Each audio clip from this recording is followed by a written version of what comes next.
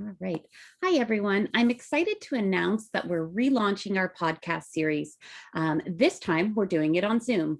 So my first guest is Nikki Gouzopoulos, when I heard Nikki's story, it's one of loss, but it's also one of advocacy, adversity, and love, and finding healing in new ways and finding new passions in life.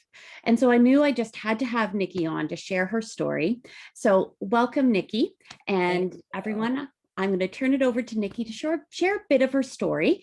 And then we'll, kind of have a conversation from here and we'll see where this goes.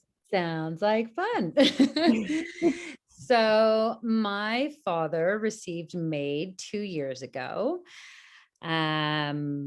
It was the biggest blessing that we could have received. My father had been suffering for quite a few years and had expressed to me on numerous occasions through tears, frustration, anger, that his health wasn't good. He wanted to die, and that we just didn't know how we could do that.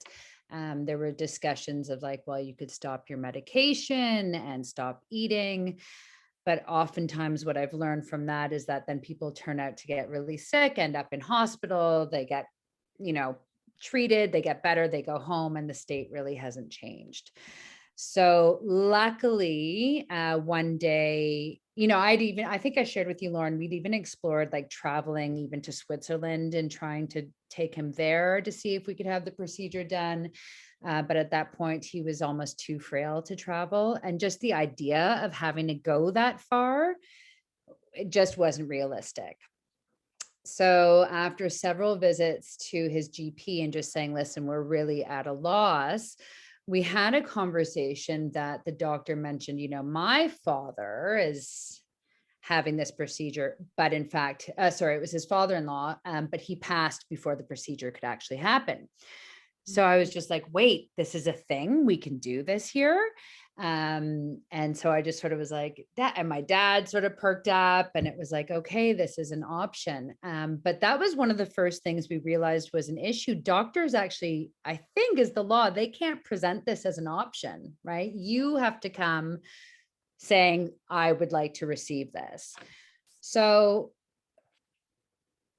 case in point, number one, we didn't even know that this was available to us. Right. So once we knew that that became an option, then we were like full steam ahead. Okay, let's approach this, because it's not that it's not a straightforward process. It is once you know the steps you need to take, but it is a long process. And for somebody like my dad, who English was not his first language,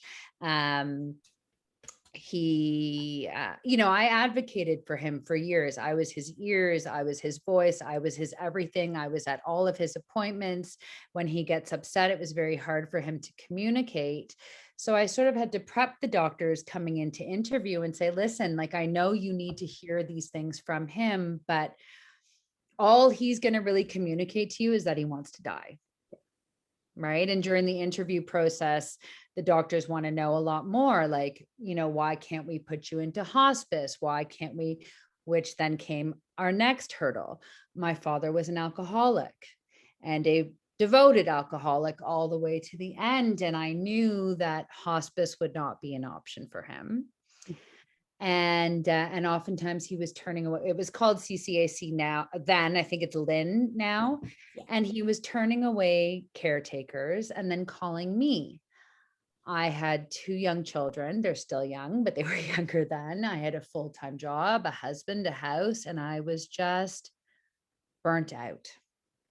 Any of the options that I could provide him to help improve the quality of his life, he turned away. So, I mean, we were really at a loss, but at that point, the legislation was still that your death had to be in the reasonably foreseeable future, which wasn't necessarily the case with my dad when we first applied, when we started the application process, because he could still relatively manage being on his own with my support. I mean, I was doing all of his groceries. I had to help him clean because, again, any support I was bringing in from outside, he was turning away. So it was becoming very challenging for me, and of course for him, because he felt, he'd lost a lot of his independence. And for him, I think he felt that he was a burden. And I mean, to go all your life being able to care for yourself and then to not be able to, I mean, the poor guy, right? So once we knew that this was an option, it sort of, you could tell he sort of felt that he got his power back, because now he was able to make a decision that he knew was the best decision for him. And I'm sure in the back of his head, he realized it was probably the best decision for his family as well, because he saw that it was a struggle for me. And I'm not saying at all that he did this for me, but I think that plays into it when you realize, like, man, I can't do anything on my own without relying on somebody. It's not, I can imagine, a really nice way to feel. So the beauty in it was very much that he got his power back when he was, and I'm sure I'm leaving out lots of amazing details in between, but I'm sure we'll revisit. But once he did get the approval, it was like seeing my dad of 20 years ago. Like, there was 3 days of just like, he was robust and full of life and happy and clear. And every day, like, when's the doctor coming? When's the doctor coming? When's the doctor? Like, it was really exciting knowing that he was going to finally be set free of his body that was failing him. His vision was failing him. Going blind, I think, of all the senses to leave us, losing your ability to see. I mean, anytime I brought my newborn baby to him, I would help him hold her, and he would just well up in tears because he's like, I can't even see her, and he felt too frail to even hold her. And so there was no quality of life. And There they really, and knowing it wasn't going to improve. Right. So I had to continue, as you mentioned in the intro, advocating for him. Again, like, his death was not necessarily imminent, but it wasn't looking good, and it wasn't going to get better. And he didn't want to end up in a facility. I really believe that him moving into a facility would probably kill him because of the stress and not knowing your environment, and so really for us, it was just the most wonderful option that really, I believe, brought my dad freedom, truly. So and that made in itself is made a the difference. beautiful thing, right? Yeah, it really was. And being sort of prepared for the moment. I mean, that's kind of a weird thing, knowing when it's going to happen, but you do kind of have the time to mentally prepare. And I think more so for him, he was able to really do the work to transition. Mhm. Right. And so, yeah, it's weird knowing what your last day is. I think more for me, I knew he had 14 days from approval into the day of the procedure. Should I be calling it procedure? I keep calling it that. Yeah, whatever But you're comfortable with. okay, yeah, so the procedure day. And but it gave us time to sort of prepare. But it's also it's definitely a trip. And where it became really challenging for me was that because it was even more new 2 years ago, and there was nobody that I could really speak to about it. Mhm. I had mentioned to you the doctor had offered to bring in a social worker, and I thought, okay, great. Has she been through, or he been through this personally? And he said, well, no. And I said, well, I don't know how much value that's going to bring to me. I have a therapist. I have a wonderful and supportive family and friends. Mhm. So unless it's somebody who's actually been through it, Yeah. no For thank you, you. and for you, that was important, right? That lived experience. It was honestly the most important thing to me. I was very lucky, and I think I shared this with you by chance. One of my daughters was in skating with the family. I'm very open. So for me, I was happy to share what I was going through. Not everybody I appreciate is that open and would be happy to share that. But I happened to share with somebody that my father was going to have this procedure. And he said, oh, wow, my brother's been through it. And I was like, oh, I found somebody. And having that peer to peer feedback, and somebody I could talk to and get tips from. And I know that sounds absurd, but really that's what I was looking for. And one of the things he told me, which really empowered me, especially the day of, was that, once they start falling asleep, they can in fact still hear you. Hearing is one of the last things to go. I didn't know that.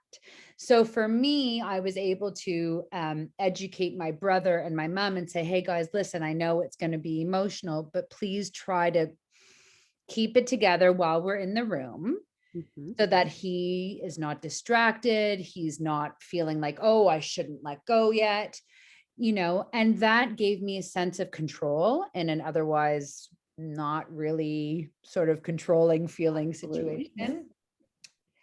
And that was huge.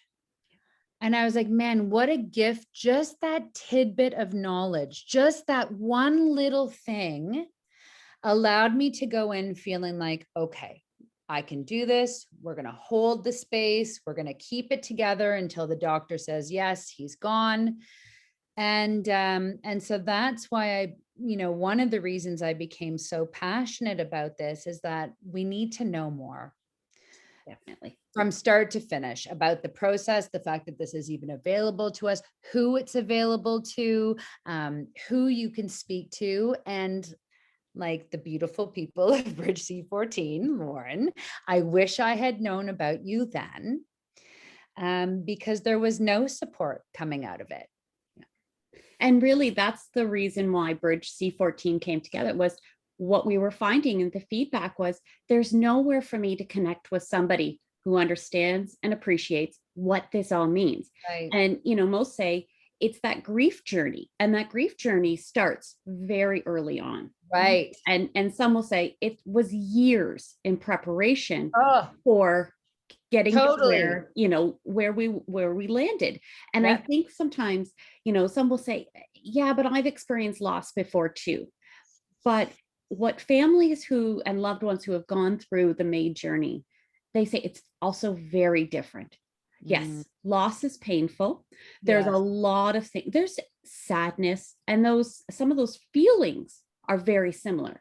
But the way to process that grief is where the differences start to come forward. Right. And I think that that's really important, that we sort of talk about that and name that grief and really be open with that. But finding someone who also can understand where you're coming from in that grief is really important. Can you speak to that at all, and the sort of the difference in grieving? So I haven't lost anybody that close to me like that. Like I think of a mother or father, a brother or sister as being sort of the most perhaps intense grieving that you might have. But I sort of figured, well, I'd almost lost him so many times that I had already grieved my dad and the loss of my dad, and also the loss of this sort of strong father figure who was then becoming, we almost revert to baby like, and so I sort of thought, oh, well, I've already sort of been grieving him, so I'm sure my grief won't be that intense. I was wrong. It's very intense. And I remember saying to the doctor, actually, who had helped with the procedure, as soon as the procedure was over and we were finishing up, I said, I'd really like to help out in whatever way I can. Like, I can't express my gratitude towards you. This is just the biggest gift you've given my family and certainly my father. And he said, why don't you get back to me in a year and see how you feel? And I thought like, oh, why? Yeah. Oh, I figured it out,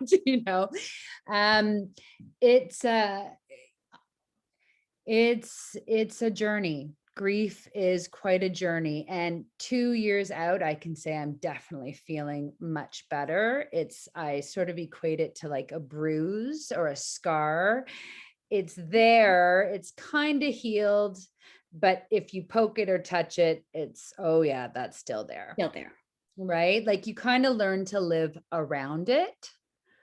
I don't think it's something that ever truly heals. I mean, that was my oldest friend. Right? I've known him all my life. And And so I don't know, how different it would have been had he not had MAiD.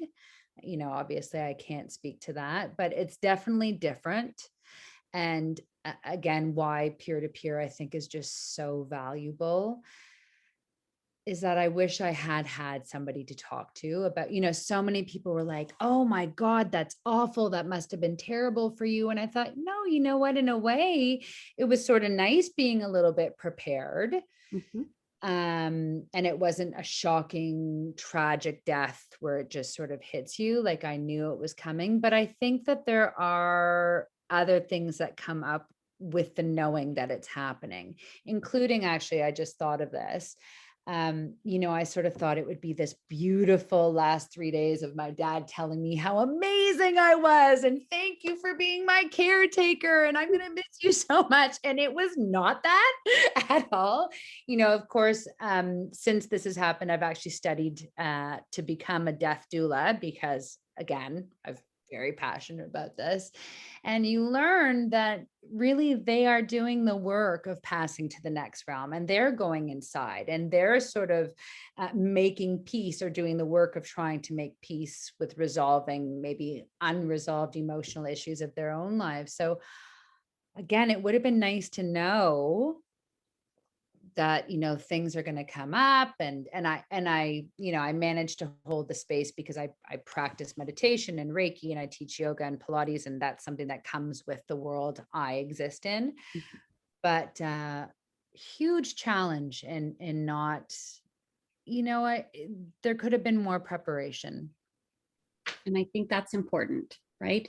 And what the goal always is, no matter what, is how do we take what someone's experience is and how do we improve that the next time, right? Yes. Because we can always do better, but we also want to make sure that that time and space that you had is also as fulfilling as it could have been. Yeah.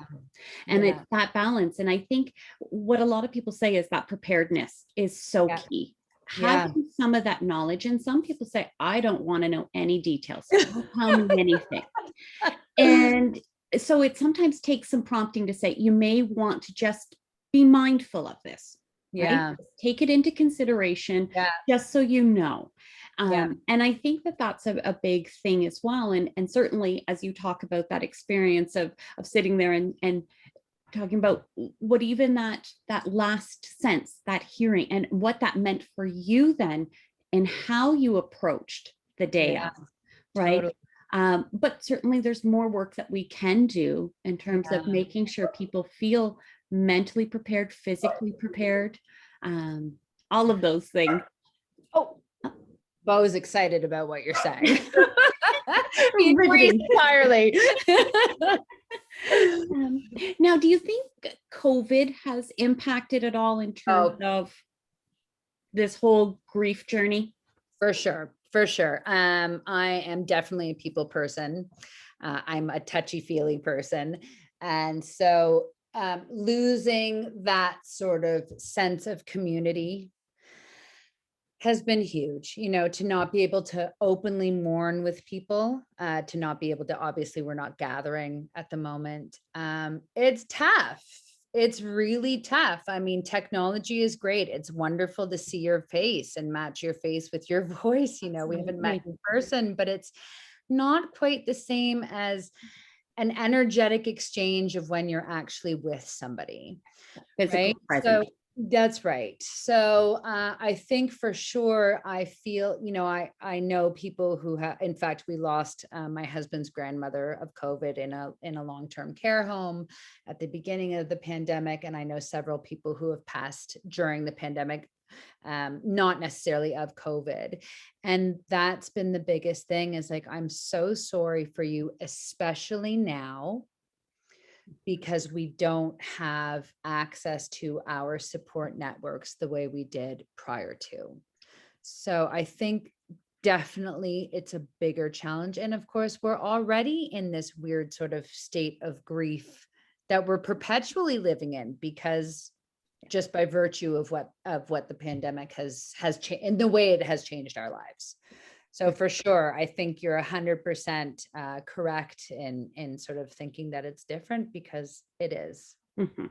It's forced us to change how we would regularly or normally sort of do things, go Yeah, through our day-to-day things. yeah, Couple that with going also through the MAiD journey, right? right, Or right. any loss that we've experienced, doing that more in isolation in many Yes, ways. And it's, how can then people connect with one another that still brings us meaning and peace and right. purpose to sharing, but Yeah, how do we do that in a new way? And it's challenging, and yeah, especially for individuals like yourself who are so social and who yes, enjoy that touch and feel, yeah, and yeah, clearly with the work that you do as well, it's yeah, very hands-on type of work, yeah, yeah. and missing that, I can imagine Oh it's. yeah, for sure. That to me really has been the biggest piece. And I think, I've said even to clients and to friends, I think it's a bigger uphill battle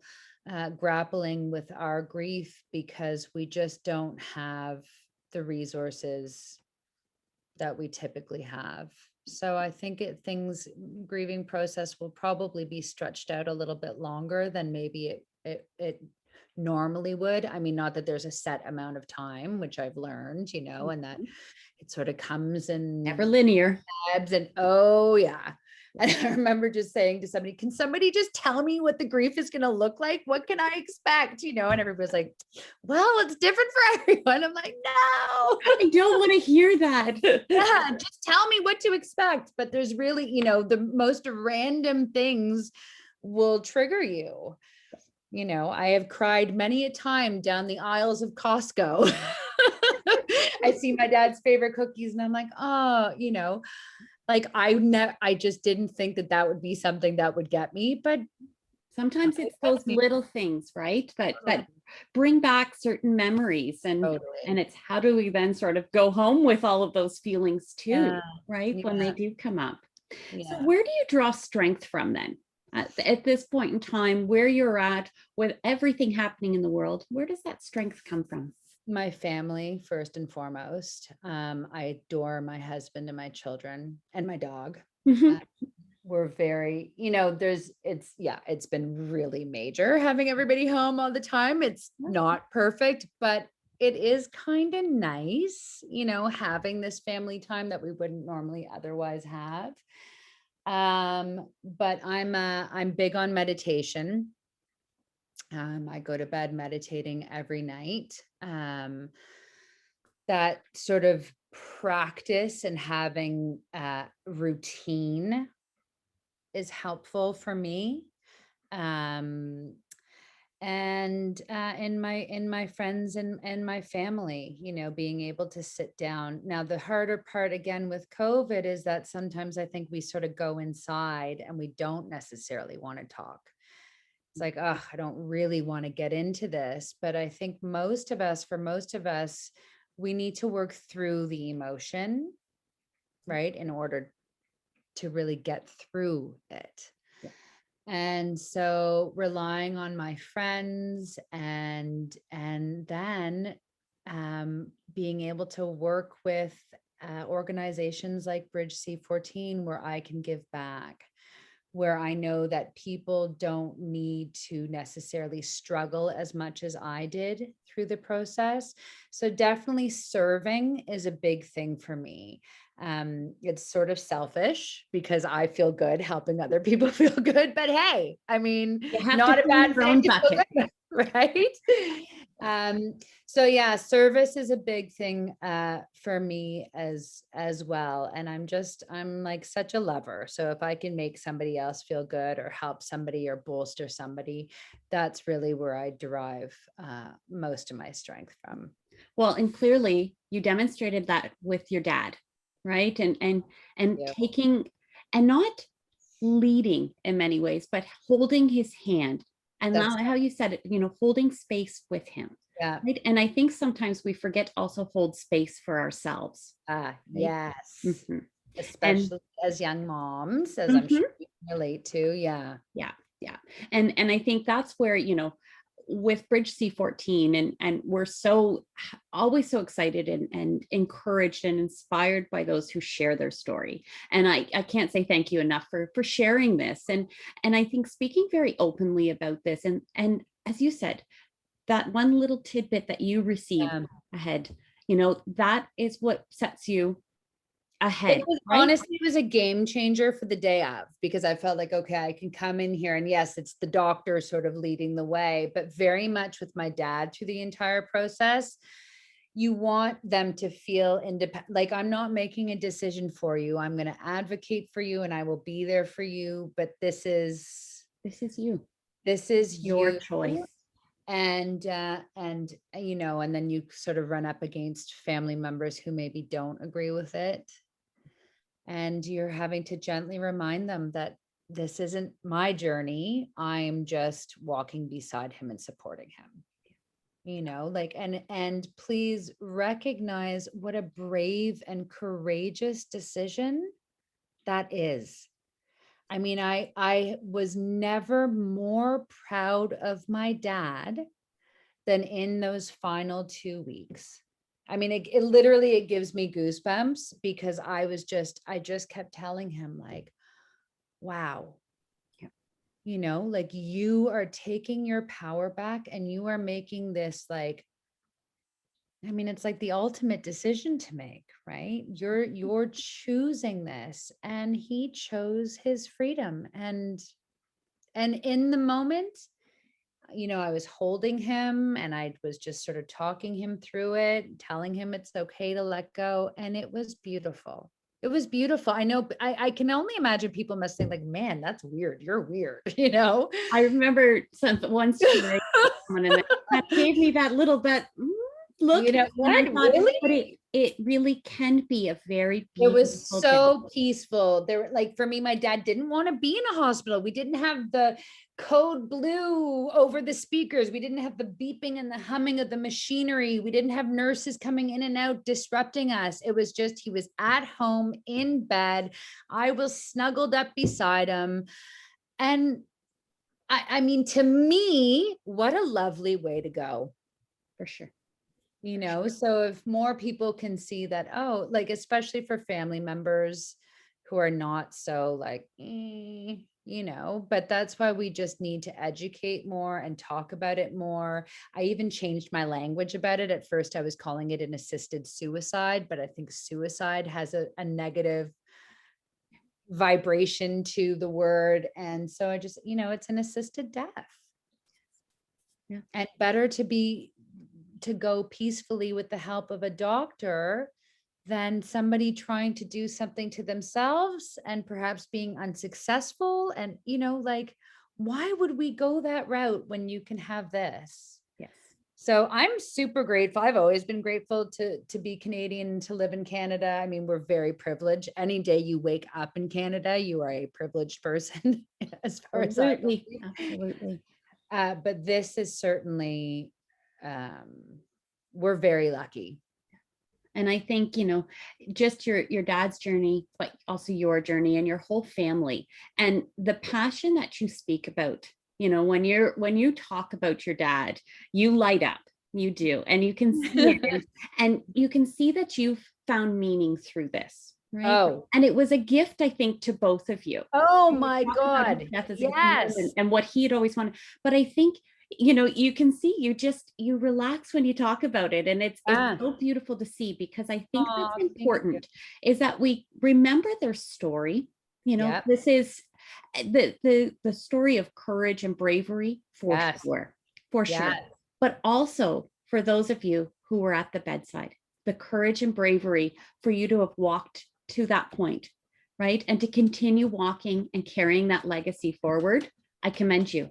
I do. Thank you. I forget about that. So I really appreciate, thank you, Lauren, because I don't really think about it that way. I just think so much of, I think I said to you, like, I feel like I fulfilled some karmic duty by helping him.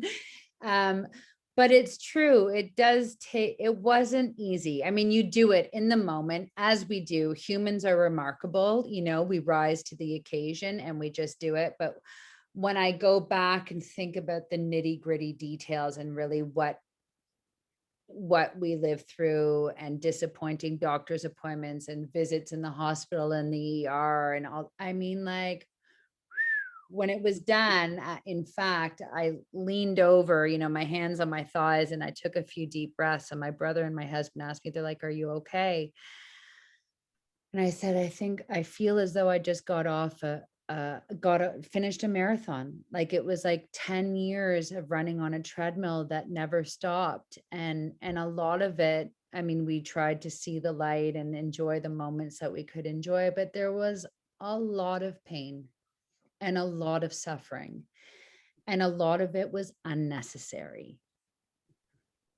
And that's the biggest piece of it all. And I think those conversations need to start. And I think we need to be louder, and we need to be able to share that.